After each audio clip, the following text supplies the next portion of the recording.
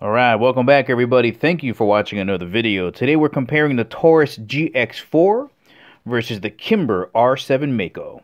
This one's about 300, this one's about 500. Is the Kimber worth the price difference? Let's check it out.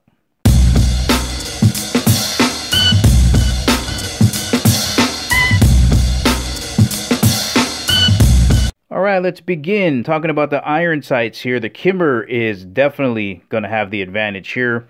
The Gx4, real basic setup. Just a blacked out rear, serrated, squared off U-notch. On the front, white dot, Glock compatible. Also milled out for a red dot. Alright, very similar. You're going to have a cutout here on the Kimber. But you see we got these awesome True Glow Tritium Pro night sights. Back here, you got two white rings. On the front, you got the orange, and these glow really bright at night. U-notch here. A lot of people like that U-notch. It's just like putting the ball in the basket back here. And again, cut out for red dot. So similarities, both cut out for red dot. But on the Kimber, it's set up to co-witness with that red dot when you're installed in there. And of course, because it's a little bit taller, it's going to be a lot easier to rack that slide on your belt or your boot. So advantage is going to be with the Kimber there. Alright, let's compare the slide designs. Gx4 has front and rear cocking serrations. Would have liked to see these run all the way up to the top. Little bevel here. Pretty much squared off like a Glock. Not heavy beveling on the side, so pretty square. You can see the beveling right up here in the muzzle.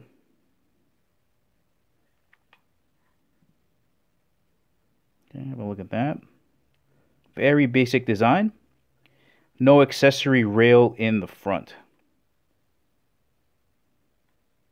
All right, over to the Kimber.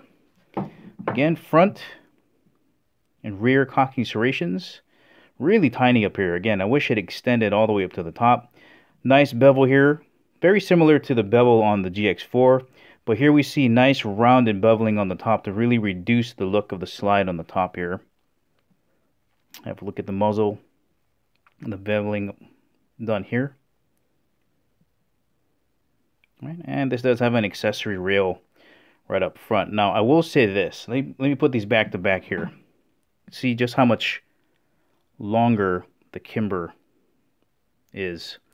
And if we compare, not necessarily the thickness back here, I mean, even though you could see the Taurus is slightly thinner going that way, but when you turn them around and go this way, the frame height and the slide height is a lot lower on the Gx4 than it is with the Kimber. So if you want something more comfortable to carry that's going to disappear in your pocket, maybe go with the Gx4. If you're somebody that's a little bit larger hands, I mean, that's substantially larger. So maybe the Kimber might be the way to go. But again, here's a quick look at the thickness difference between the Gx4. Control-wise, we're going to see a lot of similarities. You basically have a slide catch release here. Let me give you a look there to see how much that sticks out that way. All right, give you a close-up of that there, right along the frame. Okay, sticks out just a little bit. Give you another angle right here. Also, here's a look at the magazine release. All right, small undercut here on the trigger. That's a nice big trigger guard. Let me get my quarter in here so you can just see how much space is left in there. You can see that it's pretty big. It'll fall through. So the nice big trigger guard in there. Right, flop it around to the other side. This is the takedown lever here. You basically can stick a screwdriver, or Taurus provides you with a tool that you just twist it and it pulls the slide forward. You can switch the magazine release to the other side, so it is swappable. Right, so those are just the basic controls. You got your slide catch release, magazine release. I think that's well done. I like the shape of this magazine release. Molds really well. I don't have any problems kicking those magazines out. Not with the extended or the 11 rounder. Right? No problems there. Very comfortable. Very comfortable. Okay, there's a look at the controls on that. Now the Kimber does an excellent job over here. Look what they did with the slide catch release. It's just molded, like they brought up the frame to meet right into that slide catch release. Beautifully done. Both of these also have the safety in the trigger, bladed safety. Look at the texturing throughout the entire grip. The entire frame has texturing. We'll have a closer look at the GX4 in a second, but all over the place. Magazine release is on both sides, so you don't have to do any swapping. So is the slide catch release here on both sides, and the imaging is absolutely flawless. It flows right over to the front here. Here's a look at the texturing on the front strap. Yeah, it's really comfortable, very comfortable. Over here to the GX4 texturing, also very nice texturing, although not as complete. Still very nice texturing. I like the way that looks. I think the undercut on the Kimber is a little bit deeper. Yep, it's definitely a lot deeper in there. So you're able to get your middle finger way up in there. Way up in there. Yeah, before moving on, I just thought I'd bring the quarterback in here. The trigger guards on both are pretty much the same. You know, when you got that bladed safety up here, they both rest pretty much similarly on there. So they're about the same size trigger guard. But I will say that because of the squared off trigger guard, it looks like the GX4 has more space up front. Comfort wise, both of these feel really good in the hand. Nice grip angle here on the GX4. Replaceable back straps. For me, I think that feels just about right. I'm not going to mess with that. Now the Taurus is kind of flat here on the side panels, but I like that grip angle. Very comfortable in the hand. Nice cutout here to sit in the web of your hand to support your shooting. To me, it's very important when you're shooting a shorter barreled pistol to kind of help control that muzzle flip. So nice and comfortable in the hand. There's a look at the thickness this way. Kimber, beautiful grip again. That texture just amazing. You can see the palm swell in here. These don't have replaceable back straps, so what you see is what you get here, but nice job here. Again, nice cutout here to fit right into the web of your hand. That just feels so comfortable. You can feel that texturing on both sides all throughout, especially up here and where your thumb is resting. Again, no problems kicking out either of these magazines. Speaking of the magazines, here is a look at the Taurus Gx4 magazines. Closer look at the feed lips there, yellow followers.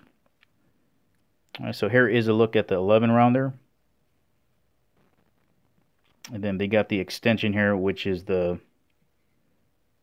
11 rounder plus 2, so that's a 13. So this is an 11 and a 13. Mako magazines. Some high quality stuff there. Over to the Kimber magazines, you also have an 11 rounder. I know that says 10, but it can technically fit 11 in there.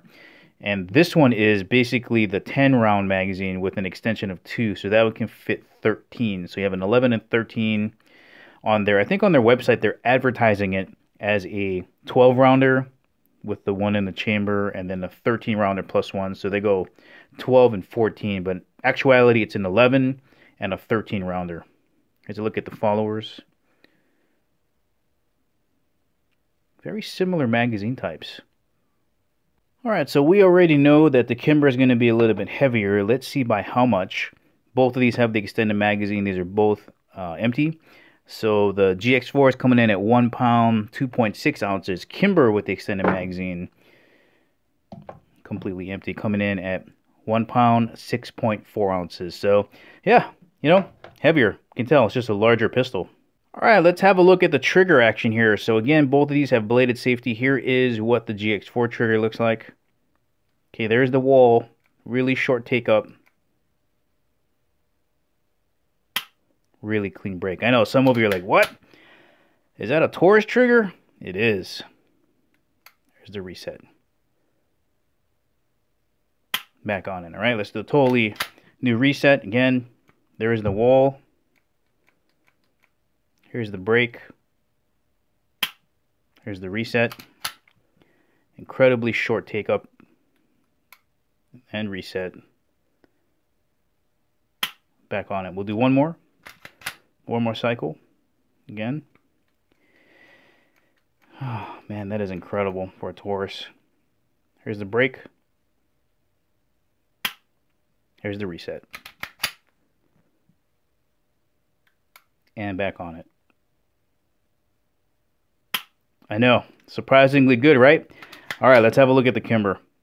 All right, let's have a look at the Kimber. This trigger's a good one, guys. All right, here it is. Little bit spongy. Okay, a little bit spongy. There's the wall right there. Clean break. Nice, clean, metallic break for those of you who really like that kind of metal feeling break. It's clean. Here's the reset. All right, back on it. Perfect. Okay, one more reset. I'll do two more. Okay, so a little bit squishy up front. There's the wall. There's the break. All right, here's the reset. And back on it. All right, we'll do one more. Okay, there's that kind of spongy take up in the front. But once you're here, there's the wall. There's the break. Here is the reset. Right there. A little bit of take up. And the break. All right, let's weigh them. All right, first pull GX4. Let's see how heavy this trigger is. Pulling it straight back, not cocked, so you're fucking dumb shit.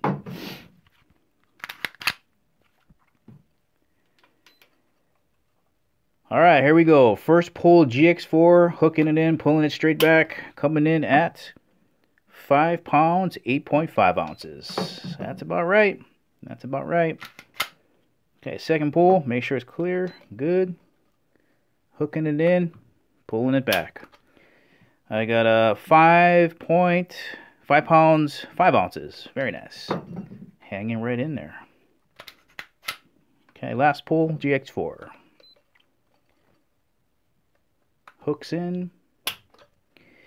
5 pounds, 15.5 ounces. Let's check out the Kimber. All right, first pull, R7 Mako, Kimber. Man, that is a snappy trigger. 5 pounds, 4.5 ounces. The break on it is so clean. It's so clean. All right, second pull.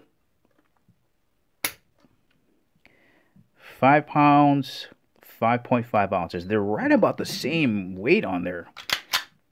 But how this breaks, the finish is so, the drop off is so clean. It's so clean. All right, final pull. 5 pounds, 6 ounces.